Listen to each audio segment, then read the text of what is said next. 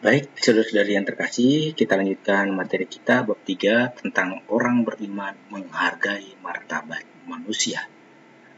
Bahwa kita sebagai orang beriman dipanggil dan juga mempunyai tanggung jawab untuk menghargai martabat setiap orang, martabat setiap manusia.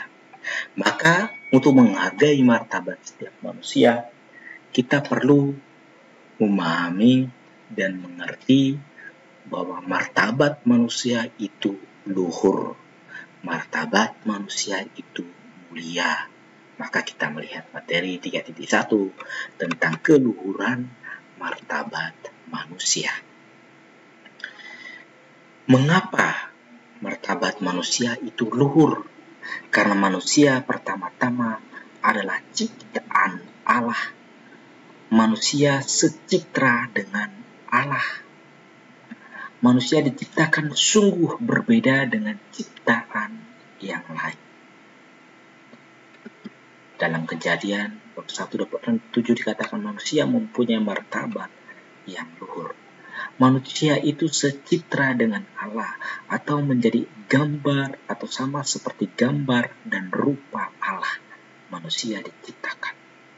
Manusia itu hampir mirip, hampir serupa dengan Allah. Tidak ada satupun ciptaan yang lain yang serupa dengan Allah.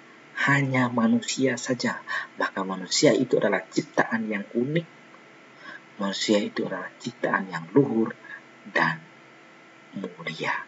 Manusia adalah ciptaan yang istimewa karena juga manusia dianugerahi akal budi.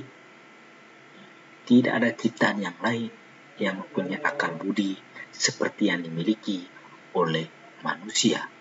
Dengan akal budi, dengan nalar, manusia tahu mana yang baik, mana yang buruk, mana yang benar, mana yang salah.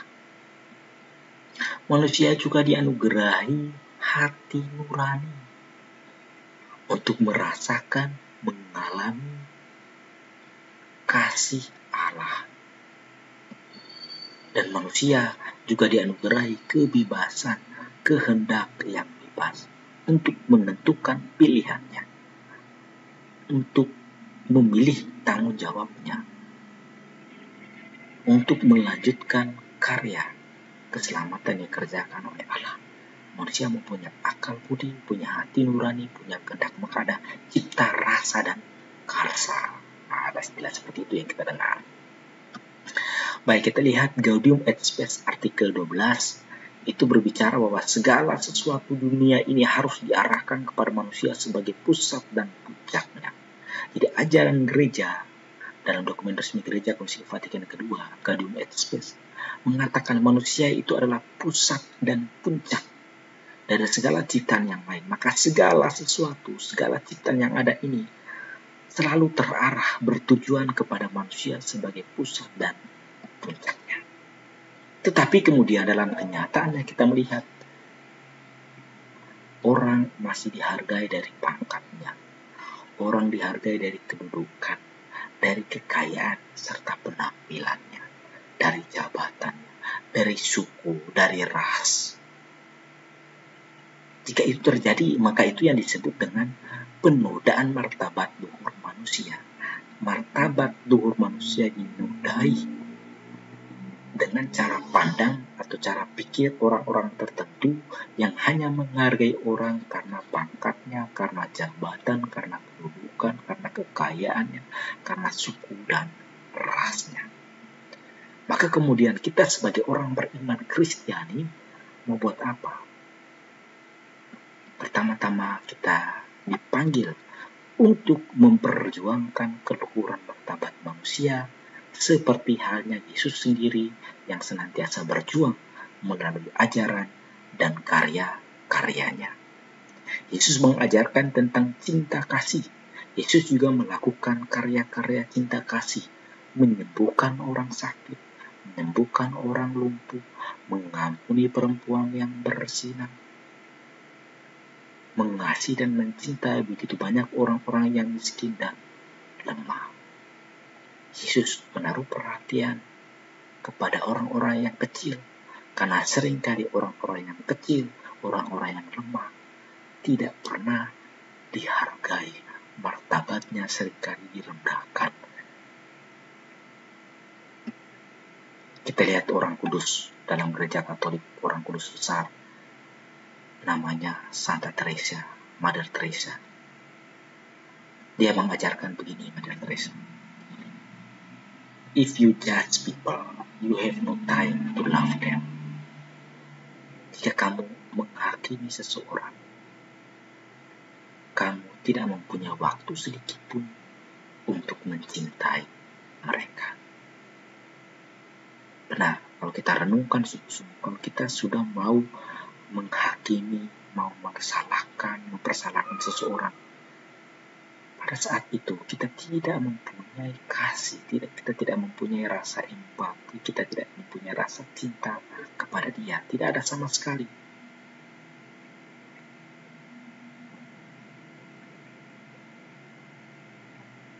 Maka mari kita harus menaruh kasih dan cinta, dan jangan mudah untuk menghakimi sesama, jangan mudah untuk mempersalahkan orang lain.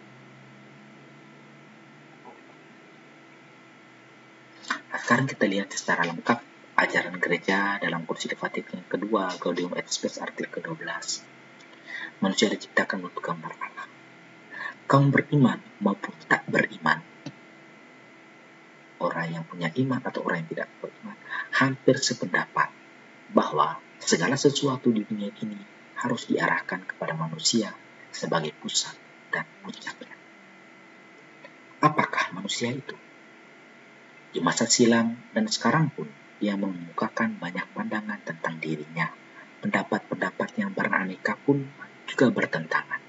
Seringkali ia, manusia, menyanjung-nyanjung dirinya sebagai tolok ukur yang mutlak, atau merendahkan diri hingga putus asa. Maka ia serba bimbang dan gelisah. Gereja ikut merasakan kesulitan-kesulitan itu secara mendalam. Diterangi oleh Allah yang mewahyukan diri, gereja mampu menjawab kesukaran-kesukaran itu untuk melukiskan keadaan manusia yang sesungguhnya, menjelaskan kelemahan-kelemahannya, sehingga serta-merta martabat dan panggilannya dapat dikenali dengan cermat. Di sini kita lihat bahwa gereja juga mengerti dan memahami situasi-situasi sulit manusia yang dialami oleh manusia. Kadang manusia putus asa dan merasa diri sebagai orang yang tidak berguna, putus asa, tidak berarti.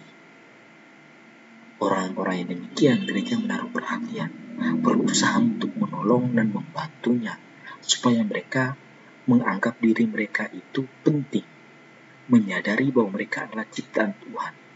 Seringkali kesulitan yang dihadapi itu adalah cobaan dalam hidup beriman. Itu gereja merangkul, ikut merasakan dan juga mencari solusi yang terbaik. Kita lanjut lihat dokumen ini. Adapun kitab suci mengajarkan bahwa manusia diciptakan menurut gambar Allah. Ia mampu mengenal dan mengasihi penciptanya. Oleh Allah, manusia ditetapkan sebagai Tuhan atas semua makhluk di dunia ini untuk menguasainya dan menggunakannya sambil meluhurkan Allah. Apakah manusia sehingga engkau mengingatnya? Apakah anak manusia sehingga engkau mengindahkannya? Namun engkau telah membuatnya hampir sama seperti Allah dan memahkotanya dengan kemuliaan dan hormat. Engkau menjadikannya berkuasa atas buatan tanganmu. Segala-galanya telah kau letakkan di bawah kakinya. Demikianlah bunyi dari kitab Mazmur 8 ayat 5 sampai ayat 7. Manusia itu luhur, manusia itu unik. Allah menciptakan manusia sangat istimewa. Dokumen lanjutannya lagi, tetapi Allah tidak menciptakan manusia seorang diri. Sejak awal mula ia menciptakan mereka pria dan wanita. Rukun hidup mereka merupakan bentuk pertama persekutuan antara pribadi. Sebab dari kodratnya yang terdalam, manusia bersifat sosial. Dan tanpa berhubungan dengan sesama, ia tidak dapat hidup atau mengembangkan bakat pembawaannya. Manusia butuh orang lain. Manusia tidak pernah hidup seorang diri. Untuk terus hidup, dan juga untuk mengembangkan kemampuan-kemampuan yang ada dalam dirinya. Maka manusia selalu melengkapi satu dengan yang lain. Kita lihat lanjut lagi. Maka seperti kita baca pula dalam kitab suci, Allah melihat segala sesuatu yang telah dibuatnya, dan itu semua amat baik adanya. Semua yang Allah buat itu sangat baik. Termasuk juga manusia, itu adalah ciptaan Allah. Dan Allah melihat semuanya itu adalah sangat baik. Nah, kembali kita lihat ke dokumen kedua dari kitab suci, kisah tentang Zakheus. Dalam Injil Lukas bab 19 ayat 1-10. Kita lihat Yesus datang dan mau singgah di rumah Zakheus yang berdosa untuk mengajak dia memperbaiki kualitas hidupnya, mengajak dia untuk bertobat. Zakheus yang saat itu dianggap sebagai seorang yang berdosa, Yesus tidak peduli. Yesus datang dan menolong dia, membantu dia untuk bertobat dan mengubah hidupnya, supaya dia menjadi manusia yang berguna, karena dia adalah manusia yang punya martabat yang luhur.